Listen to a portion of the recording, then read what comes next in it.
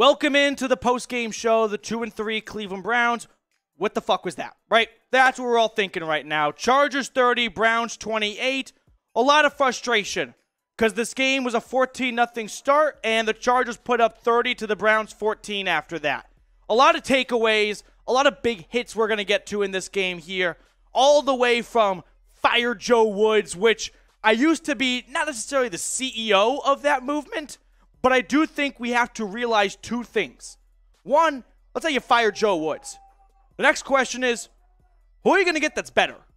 Right? That's question number one. If Stefanski feels there's someone in Berea who can answer that question better, by all means, go that route. And then number two, all right, you fired Joe Woods. You find someone better.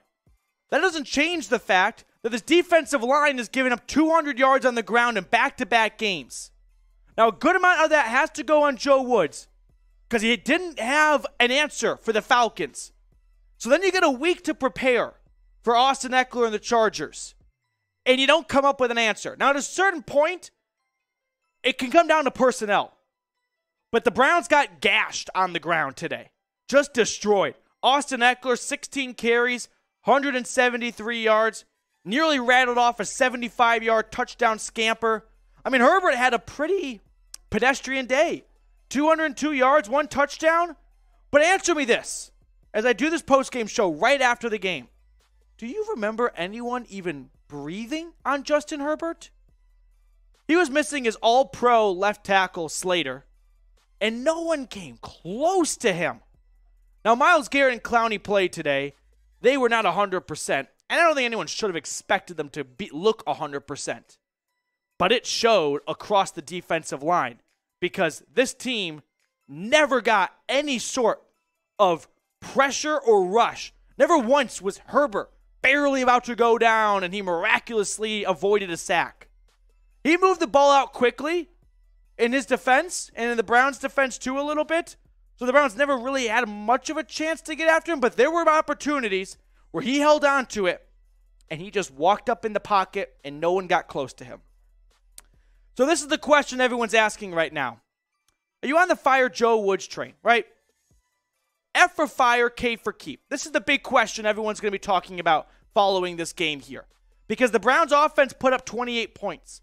And if I told you before the game, the Browns are going to score 28, does that mean they win or lose? 9 out of 10 people say that means they win. Maybe you can say, oh, the Chargers are good offense. Yeah, 30 points isn't out of the realm of possibility. Now, Jacoby Brissett's not off the hook either. That interception at the end of the game was pitiful. Right? Now, this offense put up 443 yards, 230 through the air. Nick Chubb and Kareem Hunt, shame on me. It took this long to mention their names. They were awesome. And I'm tired of not mentioning their names earlier because there's so many other things that are wrong. It clouds the good, which is 24 and 27. 4 for 9 on third down. Kevin Stefanski is not the fire Stefanski. Stefanski's putting up 4 touchdowns with his backup quarterback. That has to be noted. Now, Stefanski's not just responsible for one half of the field. All 3 phases, offense, defense, special teams. And Prefer and Woods have to do better jobs. But the offense, sure, Brissett, that interception was awful. You cannot throw that. Tuck it and run. He threw it right at the defender. You don't throw that. Let's say you go on, you rush for 3. It's a chip shot field goal for Cade York, which brings me to Cade York now. Missed 2 field goals today. We're going to give him a longer leash because he made that 58-yarder week 1. But I will say that 58-yarder does not buy you a lifetime job in Cleveland. Now, I know this fan base, we can be a bit, I don't know, short leash, toxic, right? In terms of like moving on really quickly and just blasting people to the sun after one mistake. But you missed a 45er before the end of the half. And 54 is not a chip shot. But when you're drafted in the 4th round, which you weren't picked, but still, you got to make that. You got to step in there and make that. You just have to. Grade the Browns' offensive performance for me. A, B, C, D, or F. If you had to give it a letter grade, I'm a little interested to see how these answers can vary from, hey, this Jacoby Brissett-led offense put up 28 points. Don't blame the offense. This was the defense's fault. Or if you want to go the other direction, hey, they put up 14 points and then they punted on back-to-back drives, letting the Chargers come back in this game. But after that, the Browns offense had a response for every Chargers score, it felt like. This defense folded. This is not the offense's fault. If you want to blame Stefanski and Brissett, that's fine. But know that if you make those changes, I don't think this game has a different result. We're going to get to more of my reactions and takeaways from this loss, but first, our proud sportsbook partner, BetUS, doesn't necessarily suggest betting on the Browns, but betting on the NFL.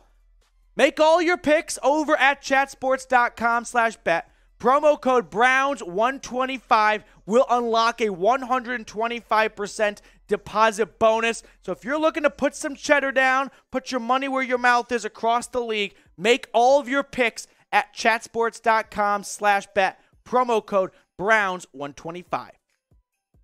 Some more stats to get to here. This was an offensive shootout. Not quite like last year's 47-42, right? A little bit of a diet version, but still, these two offenses nearly combining for 1,000 yards. Passing was limited, which gets me to Denzel Ward here because I'm just thinking about it right now. The guy's not looking like a $100 million man. He's just not, right?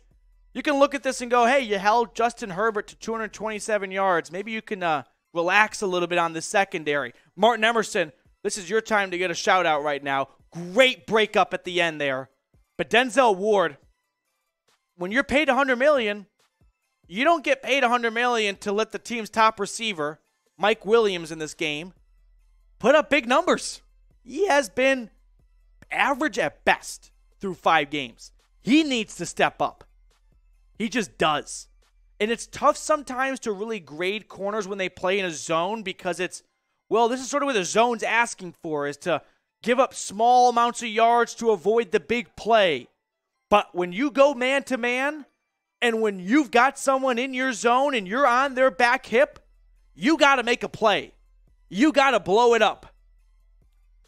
Subscribe, by the way. When you subscribe to the channel, here's what it gets you. It gets you free Browns content. You also get to join watch parties where you can say, for example, Super Chat and get your take on screen like Jarrett did, and we'll throw his Super Chat on in a moment. Now, we are closing in on 14,000 subscribers. If you're new to the Dog Pound here at Chat Sports, make sure you hit that big red button and subscribe. Jarrett Roush, what's up, dude? Super Chat. Offense seems to be doing great, or at least good. Something major needs to happen to the defense. I agree. I can already predict it now. You ready? It'll be another team players-only meeting, and you're like, well, that's going to fix everything.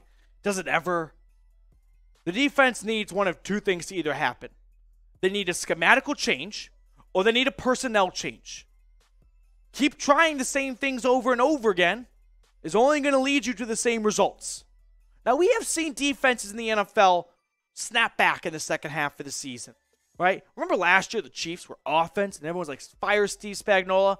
The defense actually did pretty well the second half of the year.